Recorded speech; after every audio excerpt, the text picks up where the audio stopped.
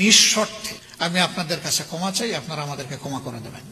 জামায়াতে ইসলামীর আমির শফিকুর রহমান বলেছেন, শুধু ৭১ নয়, ১৯৪৭ সাল থেকে এ পর্যন্ত জামায়াতে ইসলামীর দ্বারা কেউ যদি কোনো কষ্ট পান, কারো যদি কোনো ক্ষতি হয়ে থাকে, আমি সব ব্যক্তি ও সংগঠনের পক্ষে নিঃশর্তে ক্ষমা চাই, আপনারা আমাদের ক্ষমা করে দেবেন। শুধু ৭১ না, ৪৭ সাল থেকে শুরু। যুক্তরাষ্ট্রের নিউ ইয়র্কে স্থানীয় সময় বুধবার এক মতবিনিময় সভায় শফিকুর রহমান এসব কথা বলেন। দেশের চলমান পরিস্থিতি নিয়ে নিউ ইয়র্কে অবস্থানরত সাংবাদিকদের সঙ্গে ওই মতবিনিময় সভার আয়োজন করা হয়। আজকের দিন পর্যন্ত আমরা ভুল করি না, এই কথা বলবো কিভাবে? শফিকুর রহমান বলেন, এই ক্ষমা আমরা কমপক্ষে ৩ বার চেয়েছি। গোলাম আজম চেয়েছেন, মতিউর রহমান নিজামী চেয়েছেন, আমিও চেয়েছি।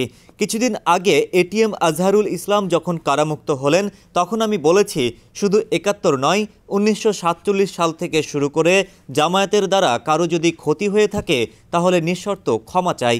শুধু ৭১ না, ৪৭ সাল থেকে শুরু করে জামায়াতে ইসলামীর দ্বারা কেউ যদি কোনো কষ্ট পান, কারো যদি কোনো ক্ষতি হয়ে থাকে, আমি সব ব্যক্তি এবং সংগঠনের পক্ষে নিঃশর্তে আমি আপনাদের কাছে ক্ষমা চাই, আপনারা আমাদেরকে ক্ষমা করে দেবেন। জামায়াতের আমির আরও বলেন, আজকের দিন পর্যন্ত আমরা ভুল করিনি, এ কথা বলবো কিভাবে? আমরা মানুষ, আমাদের ১০০টির মধ্যে ৯৯টি সিদ্ধান্ত সঠিক, একটি তো বেঠিক হতে পারে। সেই বেঠিক সিদ্ধান্তের কারণে আমার জাতির তো কোনো ক্ষতি হতে পারে, সেক্ষেত্রে আমার মাফ চাইতে অসুবিধা কোথায়? এখন মাফ চাওয়ার পরে বলে, এই ভাষায় চাইলে হবে না, ওই ভাষায় চাইতে হবে। বিনা শর্তে মাফ চাইলাম, কোনো শর্ত দিলাম না, তারপর আর বাকি থাকে কোথায়? বিনা শর্তে মাফ চাইলাম, কোনো শর্তও দিলাম না। ডেস্ক রিপোর্ট, সমকাল।